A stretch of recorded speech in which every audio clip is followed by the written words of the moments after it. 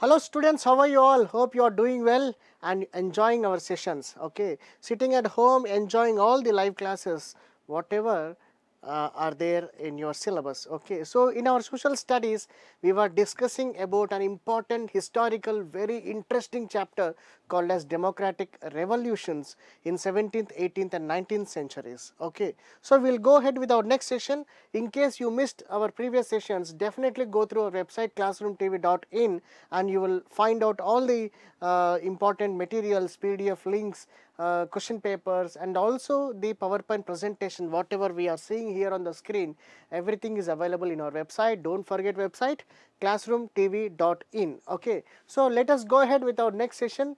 Okay, that is democratic revolutions in 17th, 18th and 19th centuries. Okay, so this is lecture number 3. For lecture number 1 and 2, in case you missed out, you can refer our website and get your doubts clarified. In case of any doubts, you please contact us. There you will find the number and call center number, everything is available over there. Okay, that is what. See here, we were discussing about early modern period. What is that? That was the time from 1450 to 1750 common era. Okay, so we were discussing about this period when a lot of important developments happened during this time. Either it might be emerging of large empires. Okay, emerging of large empires, or it might be some scientific developments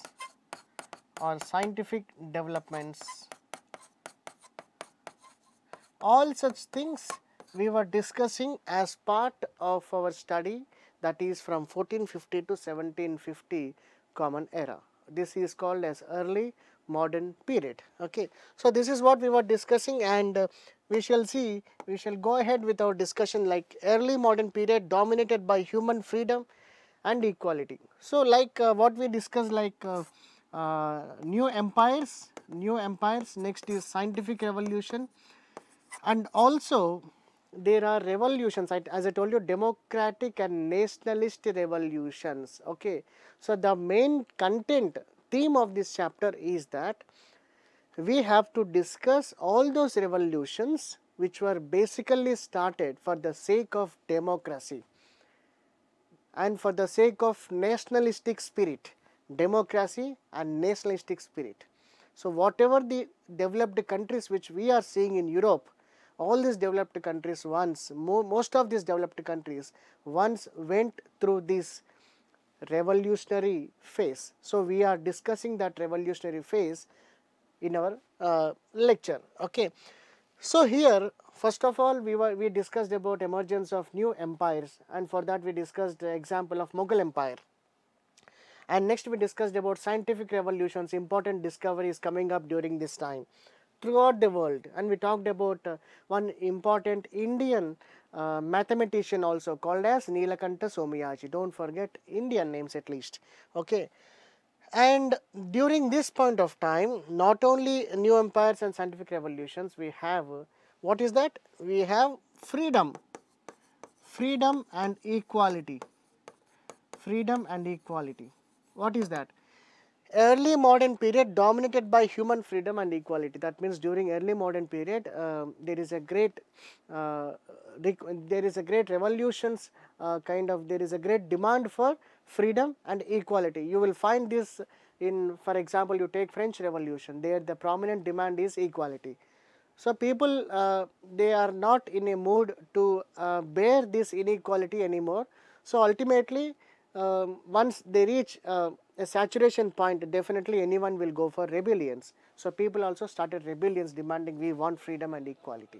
Okay, so that is what. Okay, so next, different forms in different countries, but this revolution and democratic activities, whatever we are seeing, it cannot be same throughout the world. In France it is of one type, in Britain it is of one type, in for example you talk about nationalism in India also, because all these activities when these were happening, even India was under the control of colonial rule. So India was also trying for nationalistic activities during this time. So French, Britain, unification of Germany and Italy. So many other countries, prominently European countries, they were demanding for equality, liberty, freedom, and also these revolutions took out different shape in different countries. That is what. So people rebelled against dogmatism. Dogmatism is forcible enforcement of somebody's principles on people. For example, if I believe in some Baba, some Guru, I say that yes, you all have to believe that Guru or that Baba. I am forcing you. I am enforcing my ideology and principle on you. Forcibly, you believe that, you believe this. This is called dogmatism. Mostly religious dogmatism. At that point of time, people rebelled against this dogmatism. Priesthood, that means most of the times, for example, you see in French society also, the church played an important role in administrative matters also. So people resented this interference of church in the administrative matters, and you will see this in Britain also. Okay, so religious activities interfering with the administrative activities. So people resented this. People rebelled against this interference of religious matters in the day-to-day administration. So dogmatism, priesthood, and ritualism of early religions. Ritualism means you will find many rituals. Maybe basically these rituals might be superstitious rituals also. Okay, so without having any scientific basis, these rituals, people blindly believing these rituals, and it is affecting the society increasingly day to day. People are getting affected by these rituals and all. So finally people, they thought that enough is enough. Now we are not going to bear this anymore. We will rebel ultimately. So that is what. And what is that next point is that all human beings reach God irrespective of their birth and social status. Okay.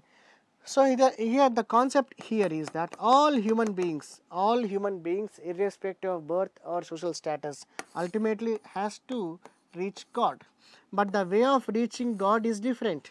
The ways or paths are different, but ultimately any human being will ultimately unite with the God, or any human being's soul will ultimately unite with the God. So that is all given in many of the religious texts also. You see basic religious text of Hindus, Muslims or Christians, anywhere the same thing is written there. Anyway, the human beings are ultimately uniting with the God. That means they will reach the God irrespective of their birth status. Reflected in paintings depicting the situation. So what is happening here is that you have to understand, whatever we are discussing at that point of time during the early modern period, there were many artists. Arts might be of various types. There might be singers, there might be drama artists, or there might be painters, there might be great sculpture artists also. So what happened at that point of time was that whatever notion and whatever belief these people had, they tried to represent this in the form of picture. That you will see in the day-to-day life also, right? For example, you see our theaters like movie, day-to-day cinemas.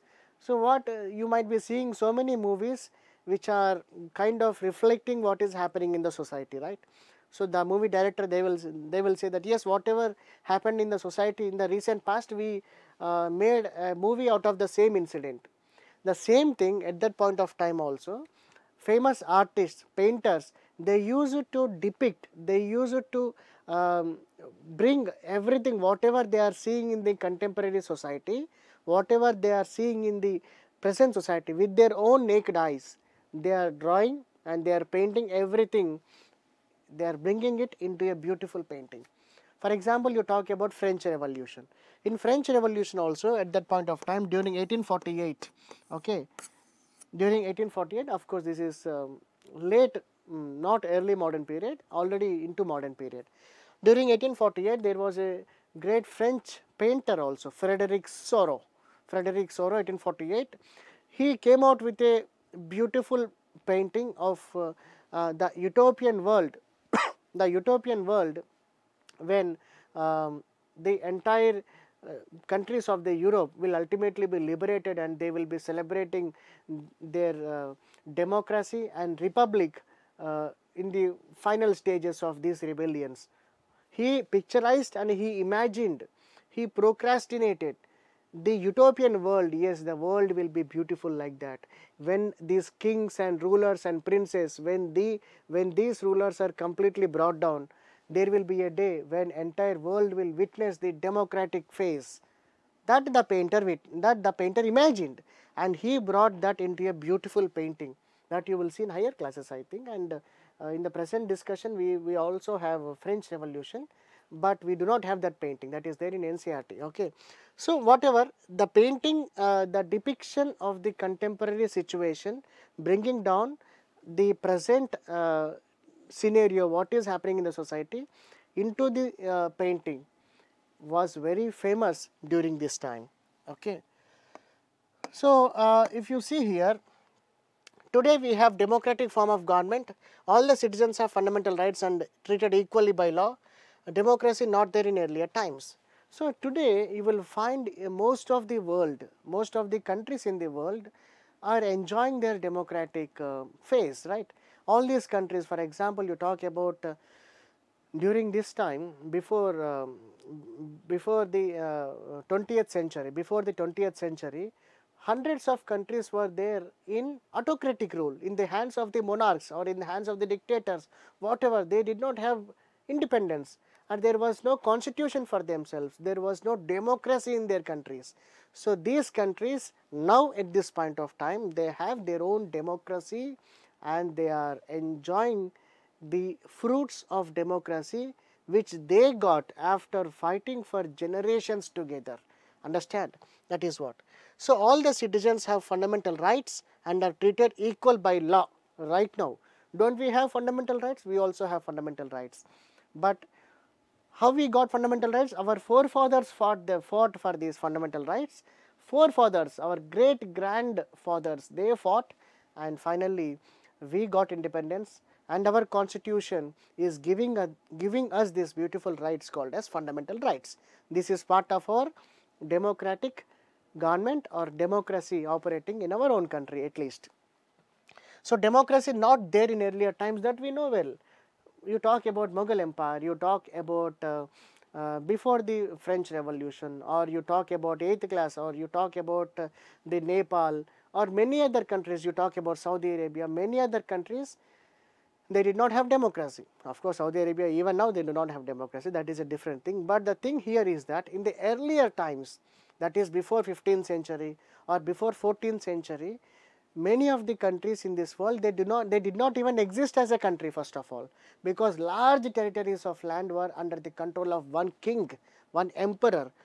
You forget about the word democracy, there is not even a nation state, there is not a unified territory which is called as a country, because everything under the control of kings. Kings only purpose is to expand. They are on an expansion spree all the time, and they do not care about people's sentiments. They wanted to bring large territories of land under their control. That was at that point of time. Okay. So, at that point of time, you will not find a democracy. Neither people also revolted against democracy. They did not know what is democracy. But now, you can't see people sitting idle if they are not given their rights called as right to equality or basic fundamental rights. Okay.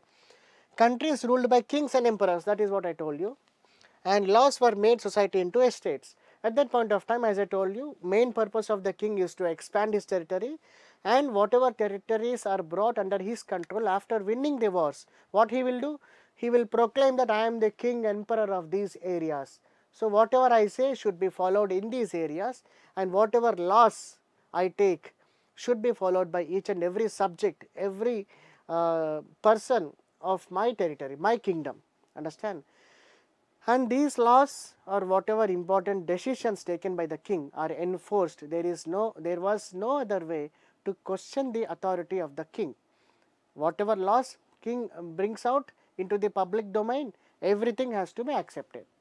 enforcement, not like the present day when where you do not like some law, you go to court and you file a case. Sir, our government is bringing this law which we do not like. You please get in, please go through this. I am finding that this so and so decision of the present government is violating the fundamental rights. Please see whether it is violating the fundamental right or not. In case it is violating, please declare it as valid, invalid. Understand? All this luxury we have right now, but at that point of time, people did not have this luxury of questioning the authority of the king.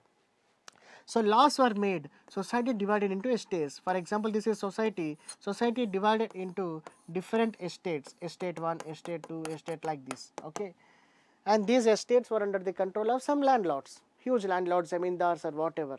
And these zamindars ultimately are responsible for the king or for the emperor. They will go and submit whatever the revenue they have collected ultimately to the king. So these estates were divided, and estates were also under the control of the estate in charges at that point of time. Okay, not now. So all these things we were discussing past. In Europe, England was ruled by kings of Tudor dynasty. Tudor dynasty. This is important. In Europe, England was ruled by Tudor dynasty at the beginning of 17th century. At the beginning of 17th century, for example, 1600s. Okay, for example, 1600s. So what we are thinking is that, okay, in the year 1600s, that was the time when Britishers, as a company called as East India Company, they entered into India. Yes, that is from 1600. 1600 only East India Company came to India. Now when East India Company came to India, we were thinking that they are very powerful, very prosperous, and they have very luxurious life. No, they came to India to exploit us, but at the same time in their country also there were problems. Problem is their country was ruled by kings of which dynasty? Tudor dynasty at the beginning of the 17th century. This was the time. Okay, we will see what is the story after that.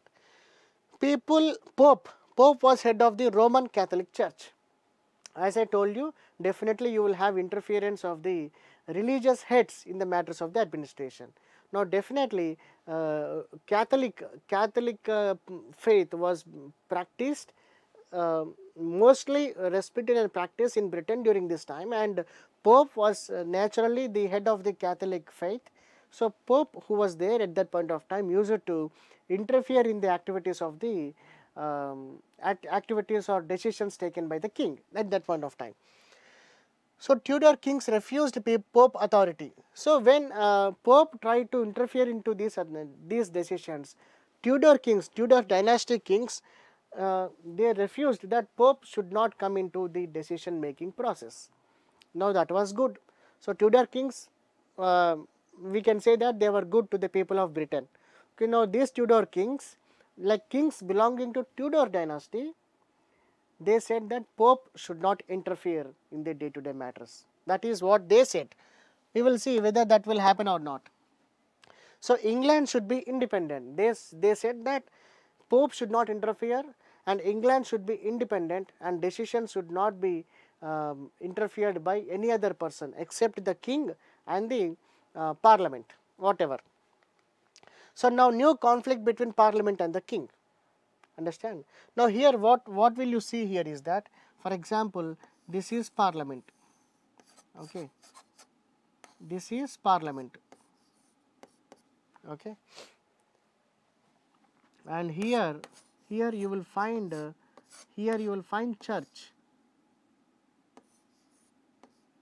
Here you will find church, and here you will find crown.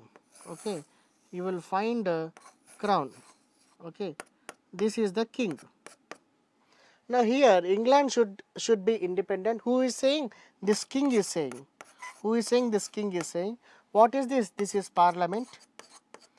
This is parliament, and this is what? This is church.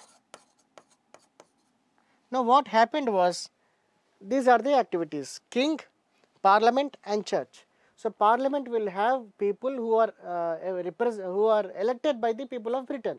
So whoever are the members of this parliament basically are elected by the people of Britain.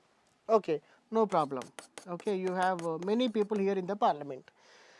So now new conflict between parliament and the king. So now king is saying that this church should not interfere. Church should not interfere. Now what is happening? Because of that there is a conflict between parliament and the king. Now who is ultimate power? Parliament is the ultimate power or king is the ultimate power? That has to be decided now. Now new conflict between parliament and king finally led to democratic government in Britain.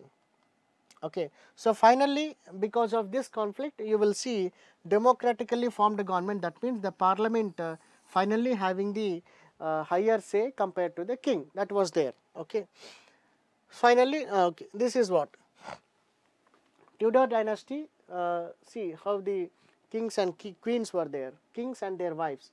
1485 to 1603, at this point of time the Tudor dynasty, you can see this picture.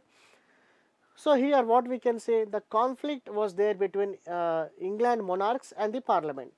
Conflict between whom? Conflict between England monarch means kings, and the parliament. So Elizabeth I dies in 1603 with no heirs. So the Queen of England Elizabeth I died in 1603, and James I assumes throne. Okay, felt he had absolute power because of divine right. Now after the death of Elizabeth I, you know this Elizabeth I, she was the person who was responsible to give permission to East India Company to come to India and settle down here, because East India Company before coming to India they went to Madam Queen, she was the person, and they asked permission, Madam Queen, Portuguese they went to India and they are amassing large amount of wealth.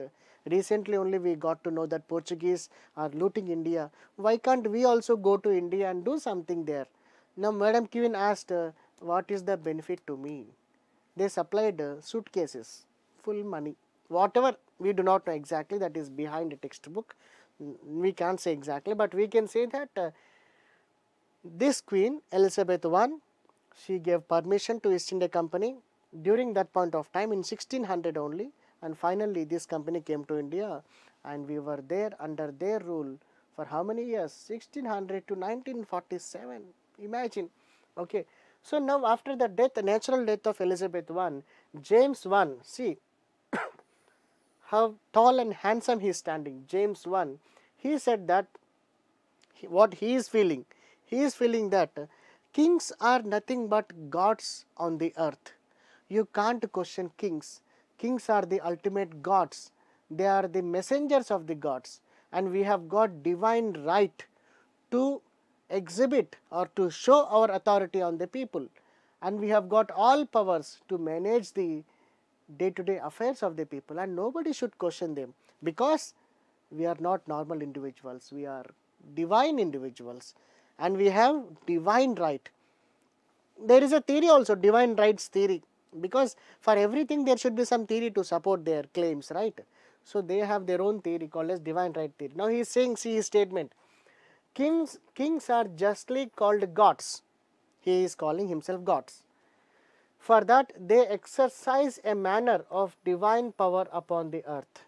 On the earth, the kings have divine power. See, that was the basic notion even people had at that point of time. People used to think that the king is their god. Okay, this was there in India also for some time. King was believed to be nothing but the god on the earth. So at the same time, now James I, after taking over the reins of the England dynasty, which is in power, he is claiming that I am the ultimate king and ultimate God came down to the earth to save the people. Now he is feeling like that. Whether we will see that will last or not. She was the queen. Okay, she was the queen. Okay, that is what. Now you see here. Now, because of this, the English Civil War was a struggle between Parliament, the organization that represented the people of England, and the monarch. So this is monarch, okay, and this is Parliament. Okay, after James I, you will see Charles I. Okay, Charles I is the present monarch, and parliament. Okay. So this is the conflict between whom? Conflict between the monarch and the parliament. So parliament, who are these people sitting over here? These people are directly elected by people of Britain, and he is the monarch or king directly from the royal dynasty. Now you see, in 1603, James I of Stuart dynasty became the king of England. That we know. Elizabeth died, and who came as the king? James I of Stuart dynasty. That you have to remember. Previously it was whom? It was Tudor dynasty. Now it is Stuart dynasty. Became the king of England after the death of last queen of Tudor dynasty. Last queen of Tudor dynasty. That we know. King wanted to impose taxes and need approval of the parliament. Now what is the problem? Now here king was falling short of money. Now to get money, the king wanted people to pay him money. He can't directly go and beg the people, right? So as the king, as the supreme authority, he wanted to impose taxes on the people. But he can't directly do that. So for that he thought that why can't I take the help of parliament, because it was the parliament which was the body which is representing entire people of Britain, because people of Britain, they chose their members of parliament and they are sitting in the parliament. If I get the help of the parliament, that will amount to, it is nothing but the decision or acceptance of all the people of the England or Britain. Now he wanted to impose taxes. His decision was to impose taxes. His problem is he want money, and for that he will impose taxes, and for that he want the help of the parliament. That is the story. Efforts to parliament questioning the authority of the king.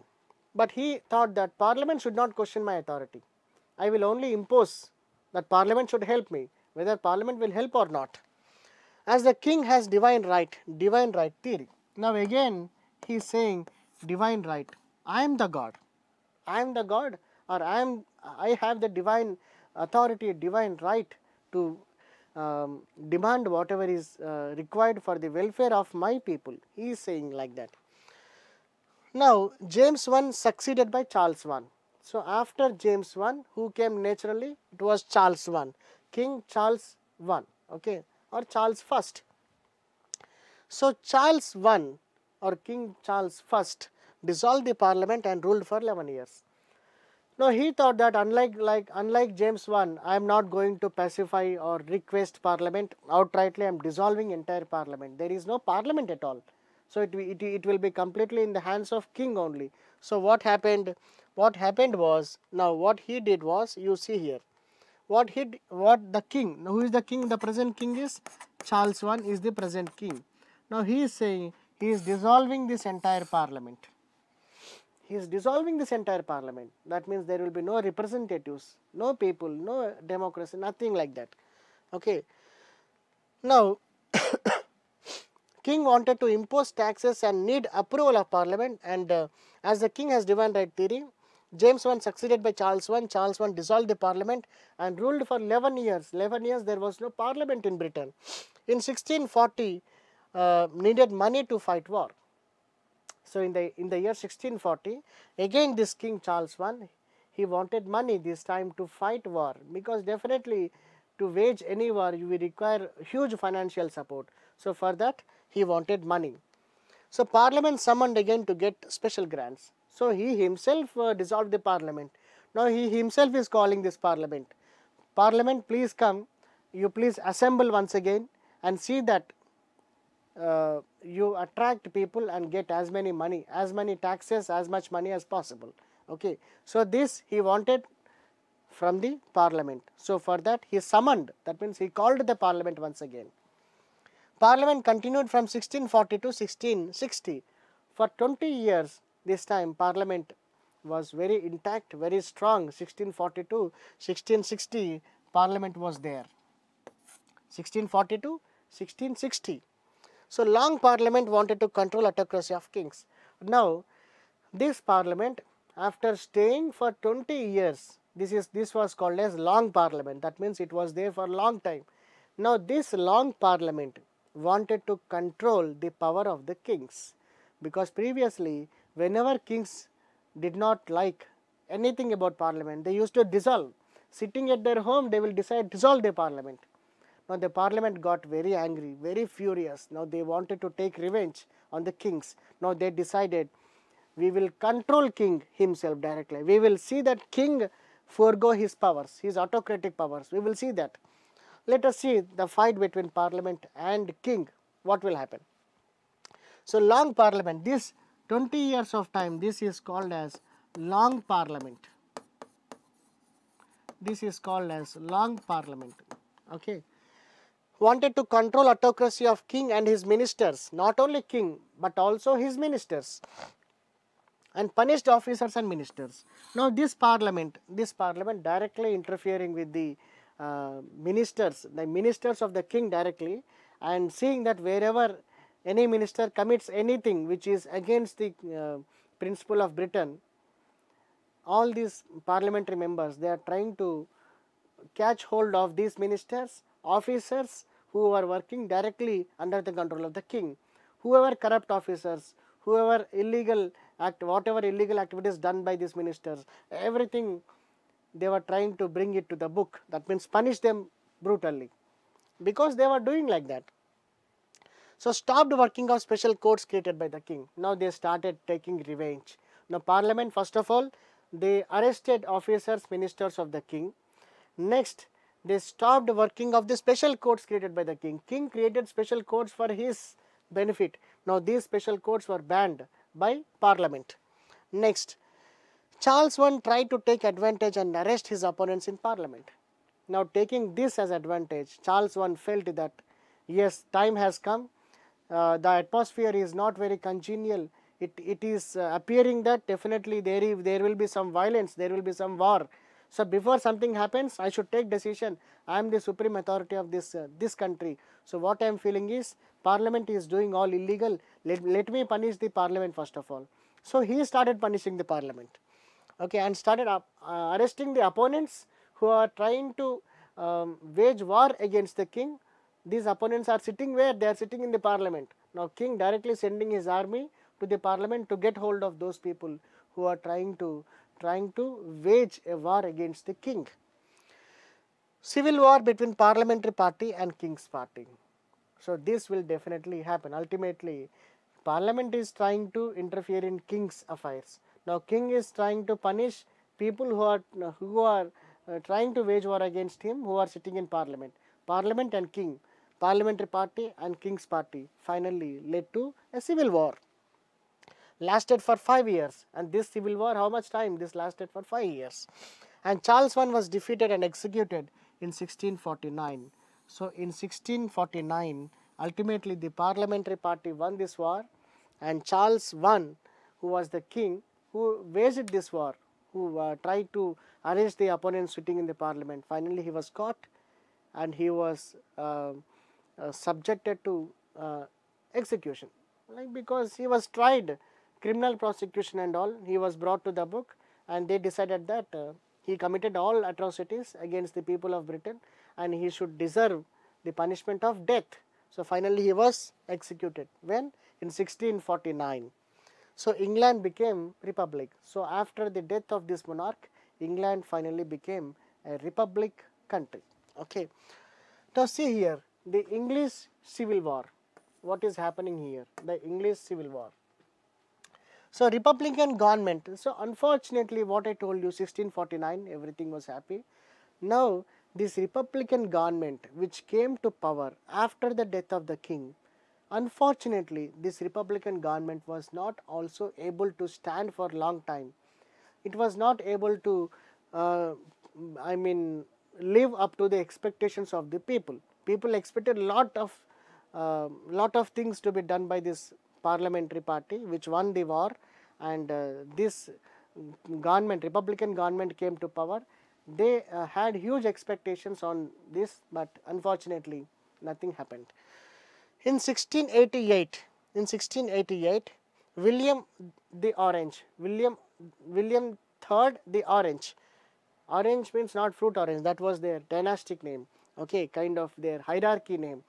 William of Orange the Third, William of Orange the Third, and his wife, granddaughter of Charles I, Who is she? Granddaughter of Charles I.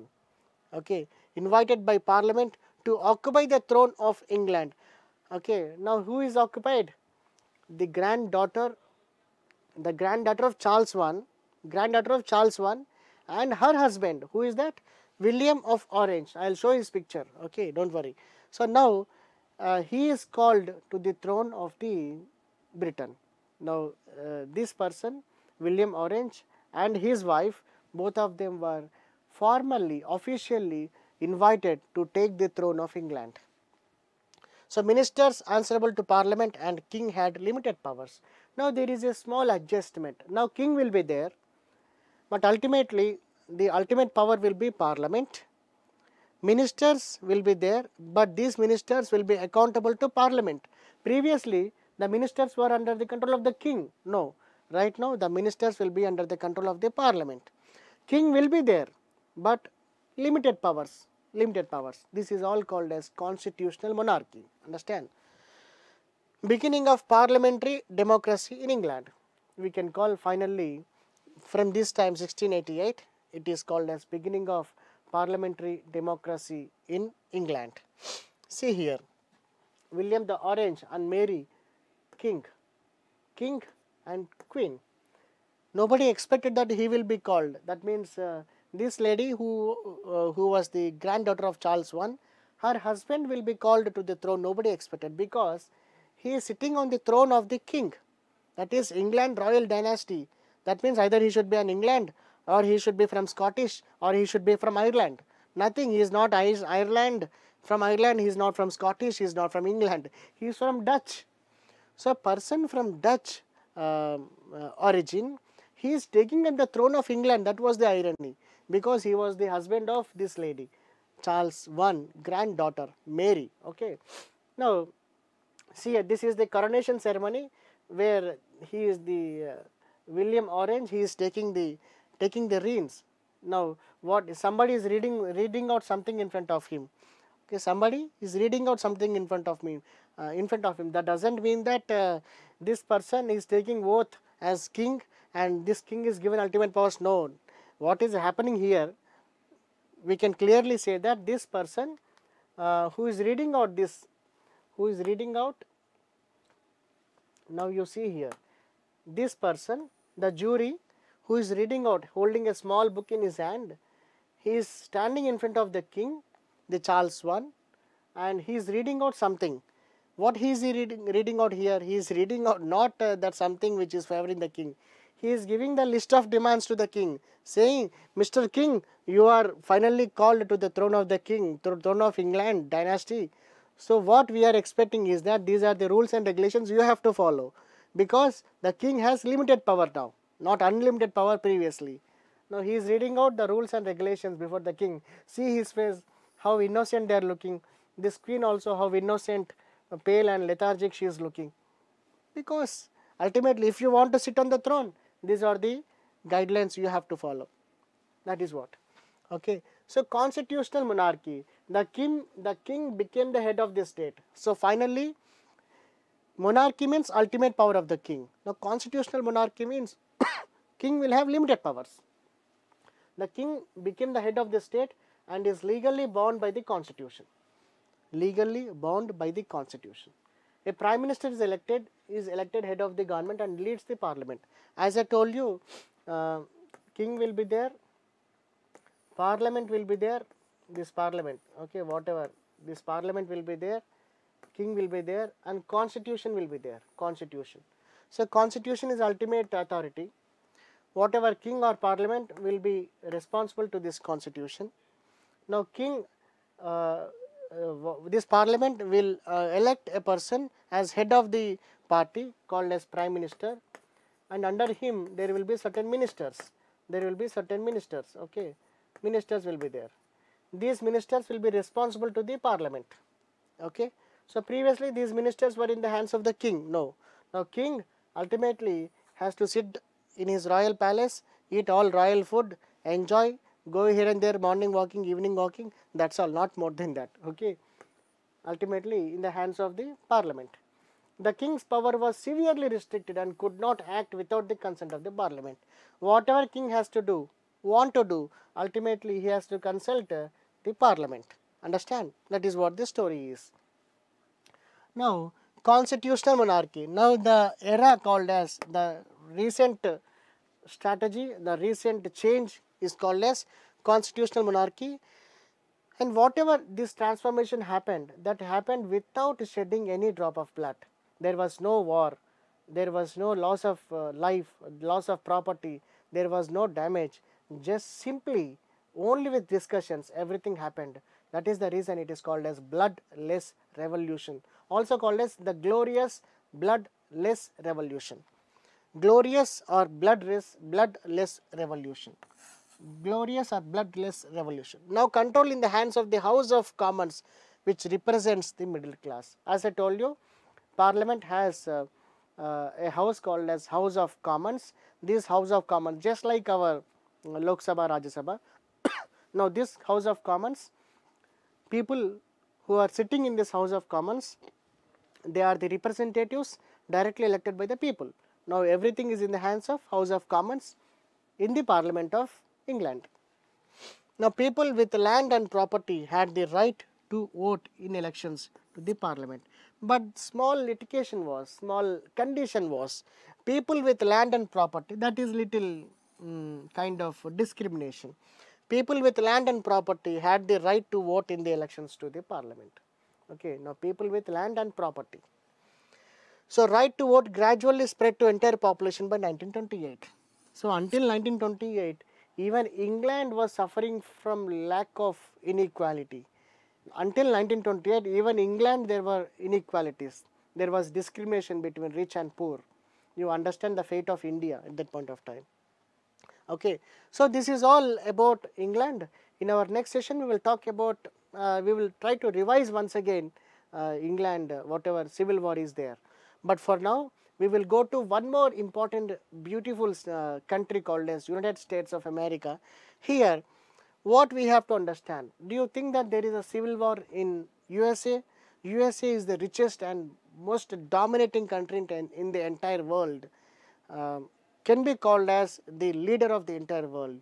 But this USA also went through very bad phase well before India went through that. So what happened was, this is USA, the present USA, you know. What are all these things? The Washington, the California, the South Carolina, North Carolina, Virginia, Pennsylvania, New York, and all these, Texas, Florida, New Mexico, and all this what? These are the states of USA. You know that 50 states. 50 states of USA, and you might have seen the flag of USA also.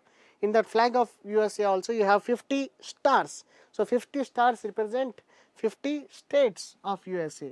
Now you see that. So 50 stars. Okay, if you have time you can count these stars also. You will have 50 stars. 50 stars representing 50 states of USA. Okay, see here. Can you see in background? 50 states and these stars representing each of the state of the United States of America. So we will discuss much more about USA in the next session, where we will talk about what happened with USA and how the present situation, what we are seeing, the present situation in USA, and how it is all happened from the historical past. We will see in the next session. You definitely stay tuned to our next session, where you will understand all the important aspects of United States of America that you have to definitely know. Okay, see you in the next session. Thank you.